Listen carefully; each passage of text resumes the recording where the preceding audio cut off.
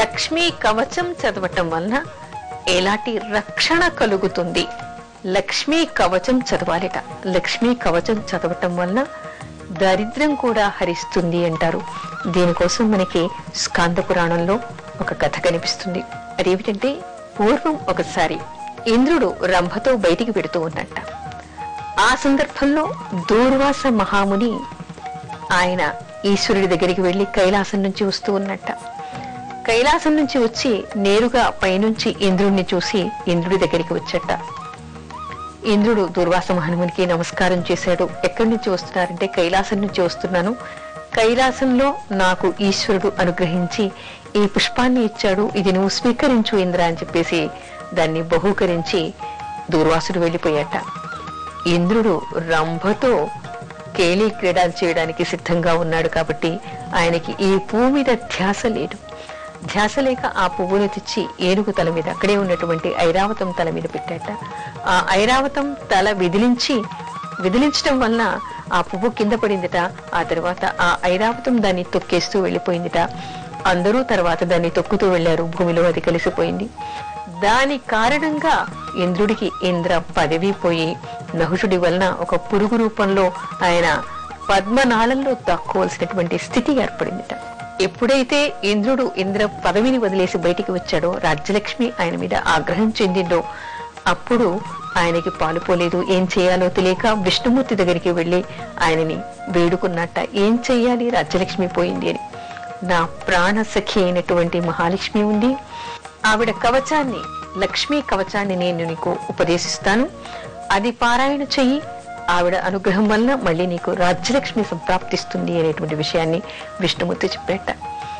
అప్పుడు ఇంద్రుడు లక్ష్మీ కవచాన్ని, నారాయణమూర్తి ఉపదేశించినటువంటి లక్ష్మీ కవచాన్ని పారాయణ చేసేట.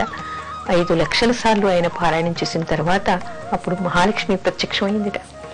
ప్రత్యక్షం అయిన తర్వాత ఆవిడ చెప్పింది ఏమిటంటే, ఇప్పుడు నేను స్వర్గలోకానికి వచ్చి నిన్ను కాపాడలేను. ఎందుకు అంటే, నువ్వు ఈశ్వర ప్రసాదాన్ని నిర్లక్ష్యం చేశావు.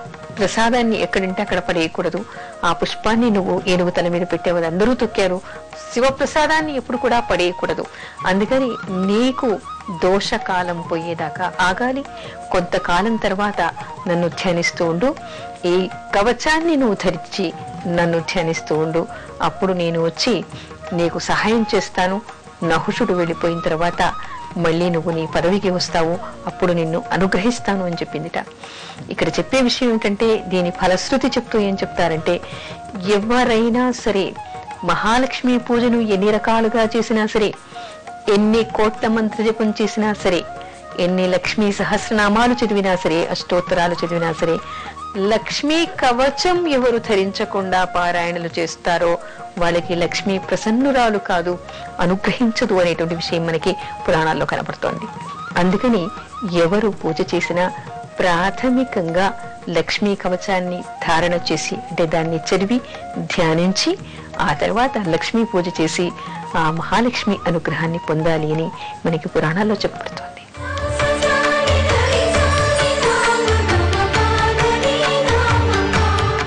శుక్రవారం పాటించవలసిన నియమాలు ఏమిటి? శుక్రవారం అంటేనే మహాలక్ష్మికి పూజ చేయటానికి విశేషమైనటువంటి రోజుగా మనం చెప్తాం.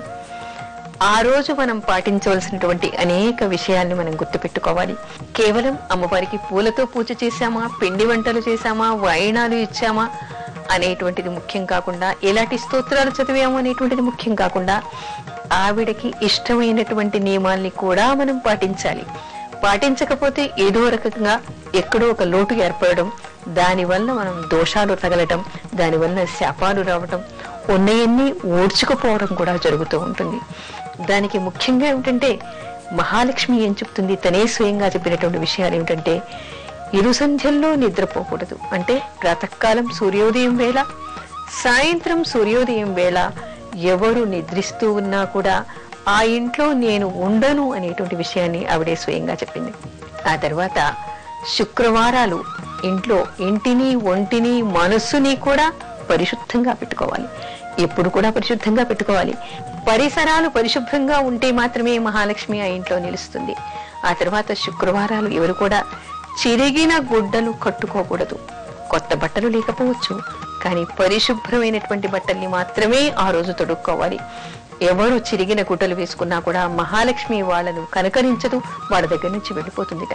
ఎందుకంటే చిరిగిన గుడ్డలు, మురికిగా ఉన్నదంతా కూడా జ్యేష్ఠాలక్ష్మికి అది ప్రతీకగా చెప్తాం. అందుకని జ్యేష్ఠాలక్ష్మి ఎక్కడ ఉంటే అక్కడ మహాలక్ష్మి ఉండదు.